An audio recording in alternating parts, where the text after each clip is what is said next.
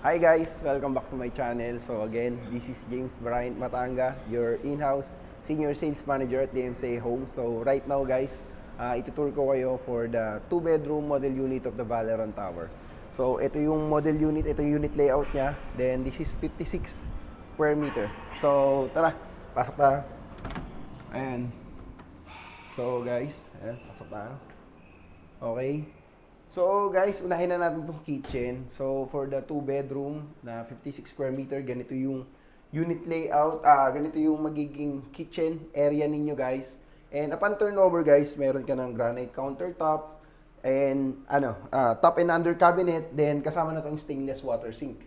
Okay? Then, ayun.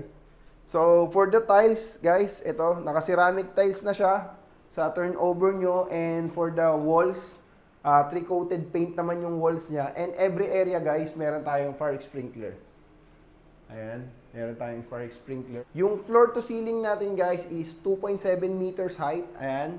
So, ayan guys, mapapansin nyo, 5'5" ako, pero masyado mataas yan para sa akin. Okay, so ito yung living area natin. Ito yung living area natin. And ito naman yung dining area. So, for the toilet and bath, ganito yung kalaki yung magiging toilet and bath ninyo guys. Ayan. Meron ka ng lavatory, toilet, then overhead shower. So, ito na yun. Ganito yung turnover niya. Tanggalin nyo lang yung mga gamit. Okay? So, dito naman tayo. Ito naman guys yung built-in cabinet natin for washing machine. Ganito siya. So, may sarili siyang space and hindi siya magiging takaw space pa dun sa may toilet and bath ninyo.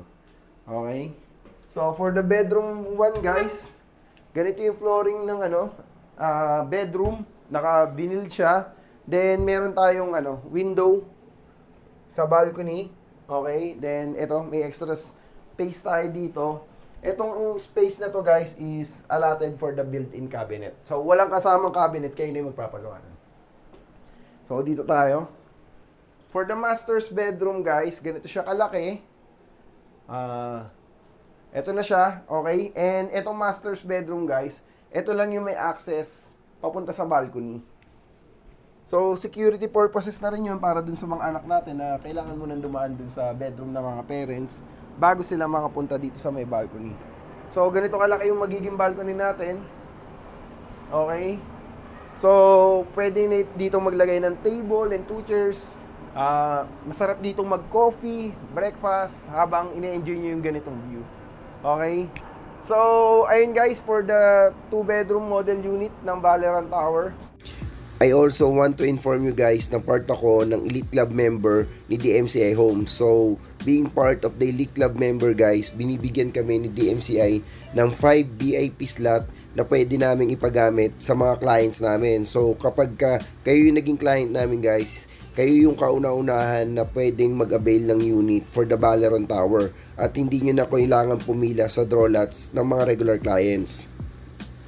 So, if ever na interested kayo for this project, please contact me. My contact number listed below, and don't forget to like, share, and subscribe in my YouTube channel.